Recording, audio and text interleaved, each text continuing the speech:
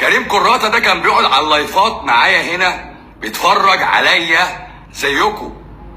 من 4 سنين كانت الناس اللي بيتفرجوا عليا في اللايف كانوا بيشوفوه. كريم كراته كان بيقعد يراجع ورايا الكلام، فاهم؟ شفاءك في السيبرولينا، كل كابوتشا، كل كريم كراته، كل كابوتشا. ايوه هو ده يا حسن. كل سلطه صبح وليل، كل جرجير. ازاي؟ جاي النهارده يقول لك ايه؟ 70. وبص هو الولد نحنوح. 70% من مشاكلك، 70% من مشاكلك من طبق السلطه.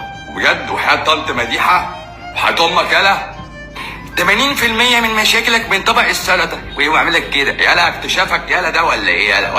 ولا كريم كراته بيقول لك الفراخ ما تتاكلش. بيقول لك الفراخ ما تتاكلش، بتتاكلش. كان بيقعد. عملت فيديو مع ميار الببلاوي من 4 سنين.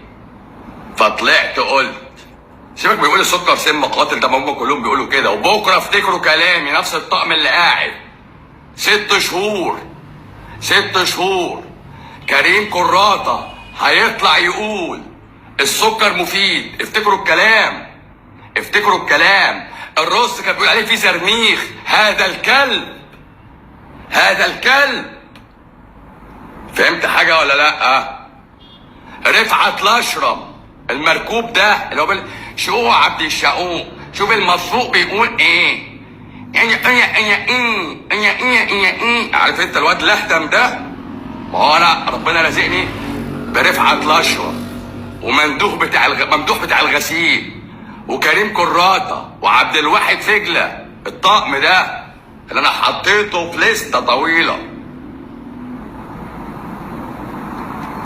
مش واخد كريم علي، واخد النظام كله حته واحده. بيقولوا تجزئه بقى عشان جبان وخايف مني انا. كان قاعد زي الكلب يسمع كلامي. يوم ما عملت الفيديو مع ميار الببلاوي دخل قال لهم اوعى حد يسمع كلام المخرف ده. كان ساعتها معايا 15,000 فولور. انا وقت ما عملت الفيديو 15,000 فولور، هو كان معاه 4 مليون. المهم بعد ما عملت الفيديو بتاع ميار الببلاوي دخل قال لهم اوه تسمعوا كلام المخرف ده. رديت رد واحد على 200 كومنت وراه، 200 ريبلاي على الكومنت بتاعه. قلت لهم كلكم يا كلاب هتمشوا ورايا، وكنت لوحدي. فهمت حاجه؟ كلهم لفوا وجابوا ورايا.